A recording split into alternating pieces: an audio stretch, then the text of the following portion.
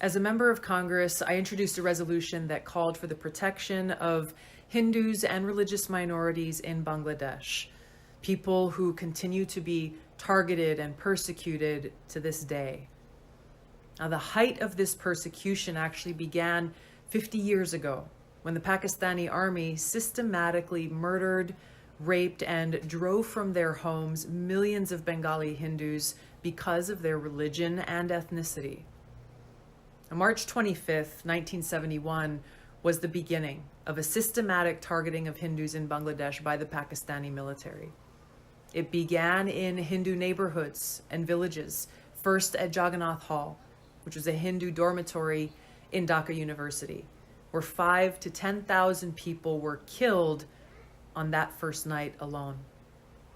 This genocidal campaign continued for 10 months, resulting in 2 to 3 million people killed, hundreds of thousands of women and girls raped, and more than 10 million forced to flee their homes.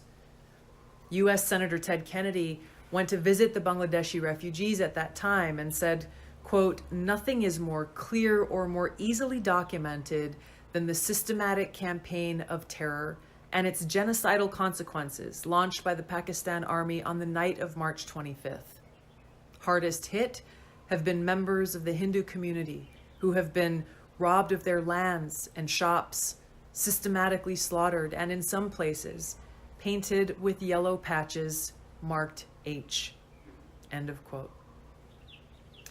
Now, the Islamist, not to be confused with Islam, the Islamist persecution of Hindus and other religious minorities in Bangladesh didn't end with Bangladesh's independence.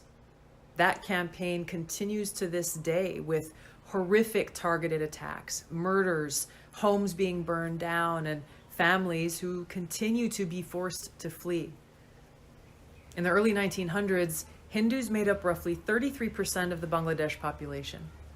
Because of this persistent Islamist campaign targeting Hindus, just 8% of Bangladesh's population are Hindus today. Just a few days ago, in Bangladesh, hundreds of hardline Islamist extremists attacked Hindu temples, destroyed a train, set fire to government buildings, the press club, and public buses, leaving dead and injured behind. Unfortunately, the Islamists' campaign of terror against Hindus, other religious minorities, secularists, atheists, and others in Bangladesh is not unique. It's been going on for centuries. Prior to U.S. regime change wars in Iraq, Libya, and Syria, which either toppled or weakened secular authoritarian leaders who protected religious minorities from Islamist jihadists, there were 1.5 million Christians in Iraq and 2.2 million in Syria. Now there are an estimated 200,000 to 300,000 Christians in Iraq and 450,000 in Syria. Afghanistan was a very multi-religious country which included Hindus, Buddhists, Zoroastrians, and more prior to the Islamist takeover. Today, it is estimated there are around 1,000 Hindus who remain. Religious minorities make up less than 1% of Afghanistan's population.